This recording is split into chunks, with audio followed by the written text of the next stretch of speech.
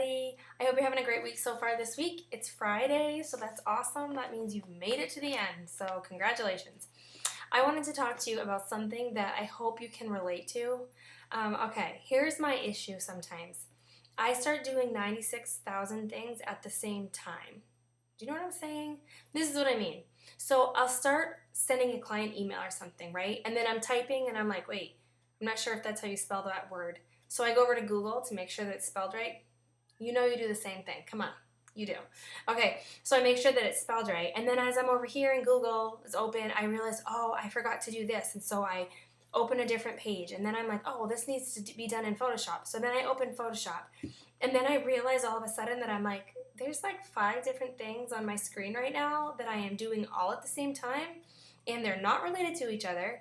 And it's kind of stressing me out a little bit. And so then I'm just like, that's really what I do, really. So I hope that some of you guys can relate to that, and maybe I'm not the only person that just like does a million things and gets sidetracked so easily. So I wanted to share this verse with you that I read, and I was like, it was just totally like had my name written all over it. It's in Psalm 62. The first verse says, I will wait quietly before God. That's the hardest part, is the quiet part. Verse 5 says, let all that I am wait quietly before God. And then in verse 11, it says, God has spoken plainly, and I have heard it many times. Power, O God, belongs to you. Unfailing love, O Lord, is yours. And I thought, that is totally what I need to hear right now. Power belongs to God. It does not belong to me. I'm not the one that's coming up with these things. I'm not the one that's able to perform these things. God is the one that is in control of everything, not me. And sometimes what I end up doing is running around trying to do everything and to fix everything. And what I need to be doing is to just wait quietly before God. I need to maybe get up a little bit earlier.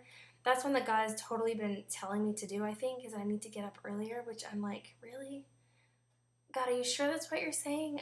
I don't know if that's what you mean, but I'm pretty sure that's what he's saying, that I just need to get up a little bit earlier, and I need to spend an earlier part of my day, even before my kids get up, just being quiet, because once they're up and once everything starts going, it's almost like there's just no stopping, and I'm feeling like I'm running out of time at the end of the day, and that's a horrible feeling to have. So if any of you are feeling that way, I hope that you would just go to Psalm, read chapter 62. It's so encouraging. That was in the New Living Translation that I just read it in.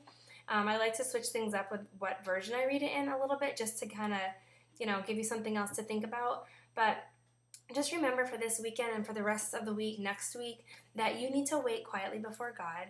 You need to hear what God's saying to you. And if he's telling you to be quiet and to be still, you need to obey that.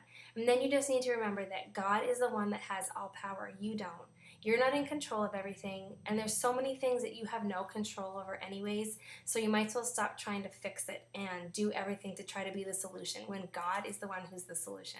So I hope that has been an encouragement, and I hope that you can use it and go back and read that. If you need to write it down and put it on your bathroom mirror, whatever you need to do. But I hope that that reminds you that God is the one that's in control, and that we need to just be quiet and be still before him. So I hope you have a relaxing weekend, and that would be awesome. I will hopefully see some of you guys later. All right, bye.